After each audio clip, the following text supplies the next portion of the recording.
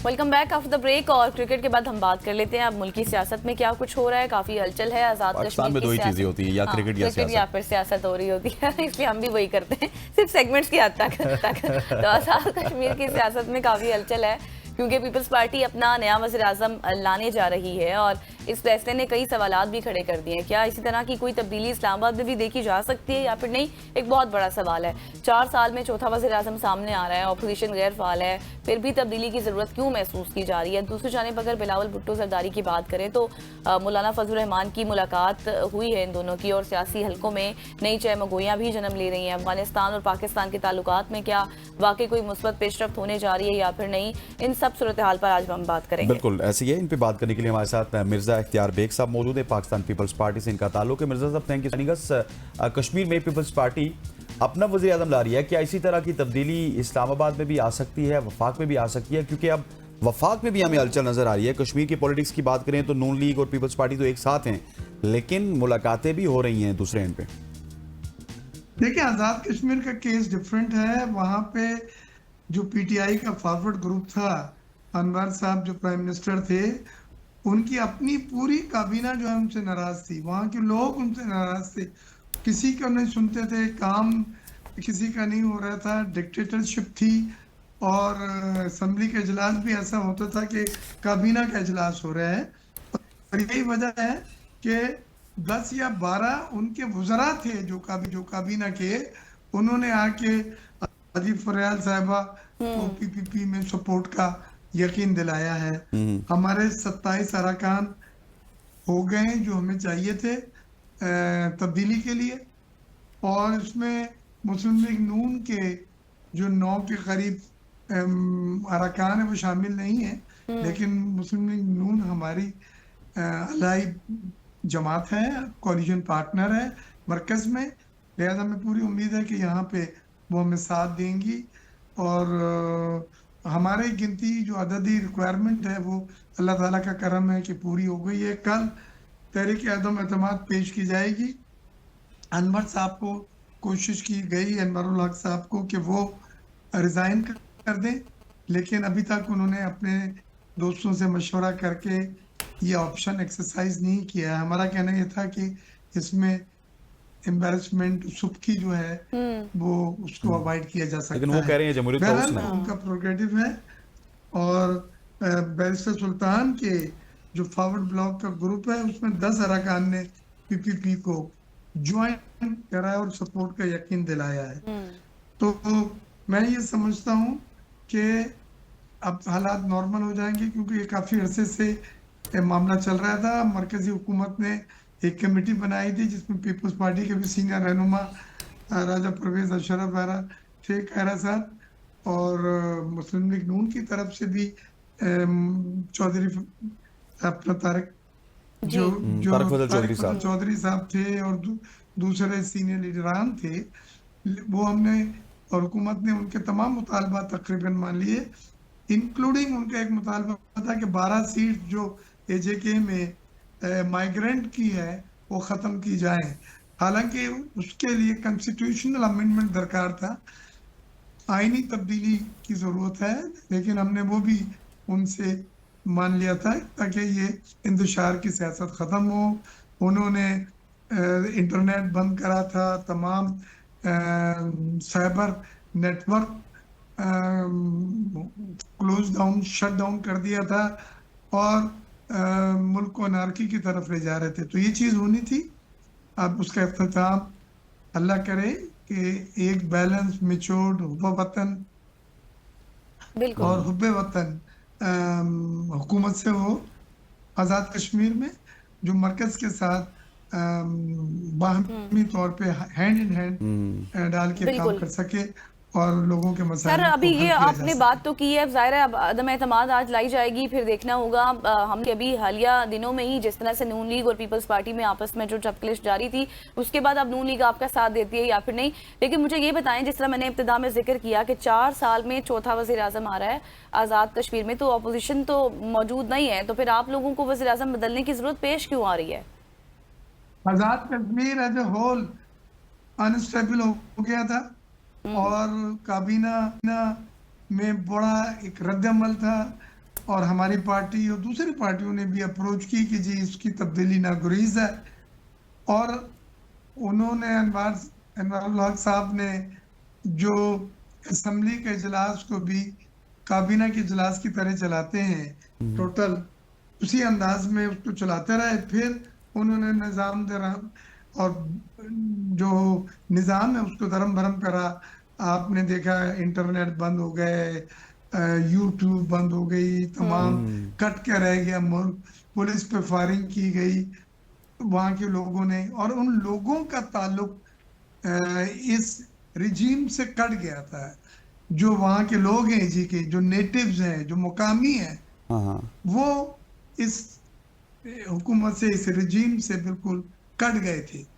और ये चीज़ इंतशार भी फैलाया और एजेके में टोटल जो एक रेट ख़त्म कर दी थी। ये मौका था, इससे पहले कि बात मज़ीद ख़राब होती, इंतज़ामी अमूर को बदला जाता, ऐसे लोगों के हाथ में भाग दौड़ दी जाती जो कोई एजेंडा नहीं है, उनका एक ही एजेंडा है और वो मुल्की मफाद है। और उस सिलसिले में अच्छा, मुल्की मफाद की आपने बात कर दी तो मुल्की सियासत की भी थोड़ी सी बात कर। बिलावल भुट्टो जरदारी की कल बड़ी इंपॉर्टेंट मुलाकात हुई है फजलुर रहमान साहब से, इसके पीछे क्या कुछ वजूहात हैं? क्या कोई बड़ी सियासी तब्दीली आने वाली है या फिर बहुत सारी क्यास आ रही है ऐसे भी हैं कि महमूद अलचकजई साहब हो गए या किसी और को भी शायद पाकिस्तान तहरीक इंसाफ अपोजिशन लीडर बनाने की कोशिश कर रही है, तो उनको अब मनाया जा रहा है फजलुर रहमान साहब को कि आप बन जाइए?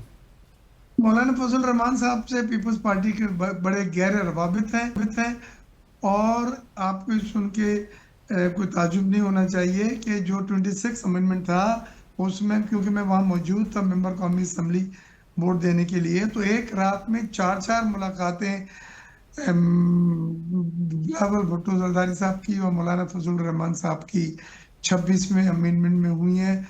और हमने एक दूसरे की तजावीज़ को रिस्पेक्ट करते हुए फिर जो मुसवदा बनाया था, जो ड्राफ्ट बनाया था, वो था जो उन्हें भी कबूल था और हमें भी कबूल था और मौलाना साहब ने हमें वोट दिया। तो हमारे वो जो ताल्लुकात हैं वो बड़े गहरे रवाबित हैं और मौलाना साहब के साथ जब भी सियासी कोई चेंजेस होती हैं, ऊपर नीचे होता है, पीपल्स पार्टी उनको कॉन्फिडेंस में लेके अपना मौक़िफ़ भी बदलाती है और उनकी राय भी जानने की कोशिश करती है और ये उसी सिलसिले की एक कड़ी है। तो थोड़ा सा सर ये भी बताइएगा, अफगानिस्तान के हवाले से जिक्र कर लेते हैं, अफगानिस्तान और पाकिस्तान के ताल्लुकात के बारे में आपकी क्या राय है? क्या कोई पेशरफ्त सामने आ सकती है अब मजीद? देखिए, पहले तो मैं मशकूर हूँ तुर्की का और कतर का कि उन्होंने सालिसी का किरदार अदा करा, जो पाकिस्तान और अफगानिस्तान दोनों मुस्लिम ममालिक हैं, उनके माबैन जंग को रोकना था।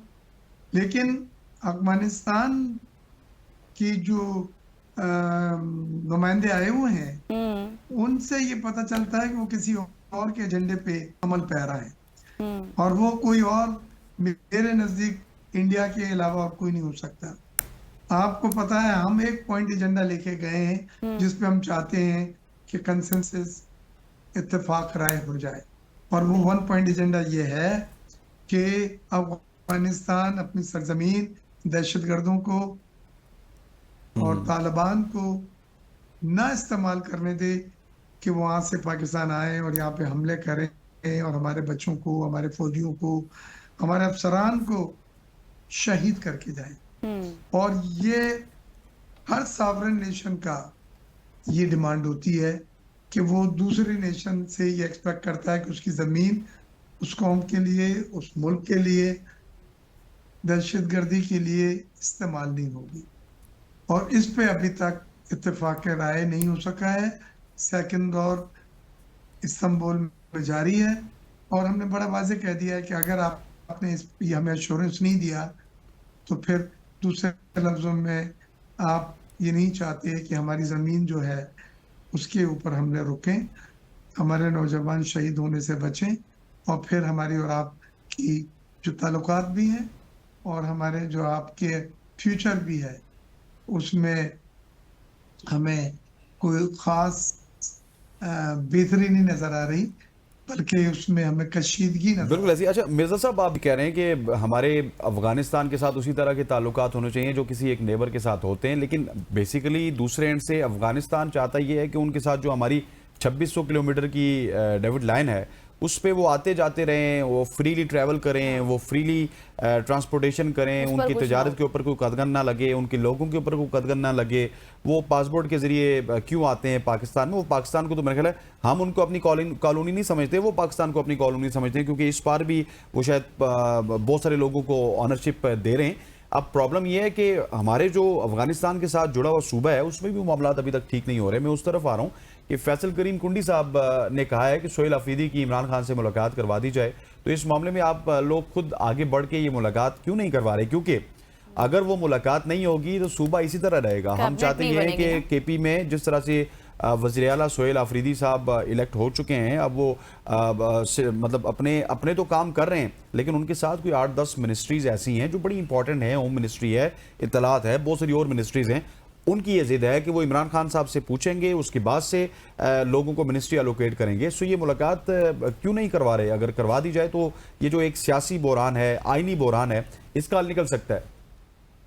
हमारी पार्टी के गवर्नर ने, जो सूबे का गवर्नर है फैसल करीम कुंडी ने, एक अपना मौक़िफ़, एक राय बयान की। लेकिन हम हुकूमत में तो नहीं है। हुकूमत जो चला रही है मुस्लिम लीग नून कर रही है। मुस्लिम नून ने अपने इत्तेहादी तो आए सर, मशवरा तो दिया जा और सकता है। बाकी जगहों पे ये हिदायत देनी होगी कि वो बानी पीटीआई से मुलाकात कराएं, और वो हम मशवरा कर सकते हैं, उन्हें तजवीज़ दे सकते हैं, जैसे हमारे गवर्नर साहब ने कही है, क्योंकि वो चाहते हैं कि उनके सूबे में जल्द अज जल्द चेंज, तब्दीली का जो अमल है वो पाए तकमील तक पहुंचे, और वो काबीना जो है उसका ऐलान हो जाए, ताकि वहाँ मामलात ज़िंदगी नॉर्मल जो है वो आगे बढ़ सके।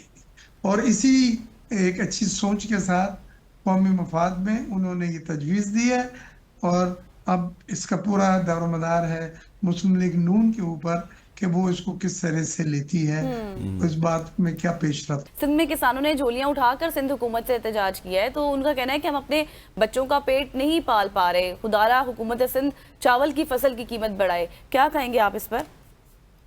ये देखें, ये हमने भी बिलावल साहब मिले थे शहबाज शरीफ साहब से, तो उन्होंने भी दरख्वास्त यही की थी और तजवीज़ भी यही की थी कि सपोर्ट प्राइस का जल्द अज जल्द ऐलान किया जाए। एजेंसी और जो कम्युनिटीज़ हैं उनका, और आपको सुन के ये खुशी होगी कि गंदम की सपोर्ट प्राइस का हुकूमत ने ऐलान भी कर दिया है। बाकी अजनास की अभी सपोर्ट प्राइस का ऐलान नहीं हुआ है, लेकिन हम भी ये कहते हैं कि पिछले साल फार्मर ने बहुत मार खाई, किसान बहुत बुरी तरह से पिटा है। एक तो कॉटन की फसल कम थी, फिर अब इस साल सैलाब, फ्लड आ गया है। फ्लड में पंजाब की 28% फसलें, जिसमें चावल है, जिसमें गेहूं है, जिसमें मेज़ है, मकई और कॉटन है, ये चारों फसलें जो है बुरी तरह से मुतासर हुई हैं। लिहाजा मैं समझता हूँ किसानों का ये जायज़ मुतालबा है और पीपल्स पार्टी इसको सपोर्ट करती है। ठीक हो गया, पाकिस्तान पीपल्स सपोर्ट करती है। मिर्जा इख्तियार बेग साहब हमारे साथ मौजूद थे।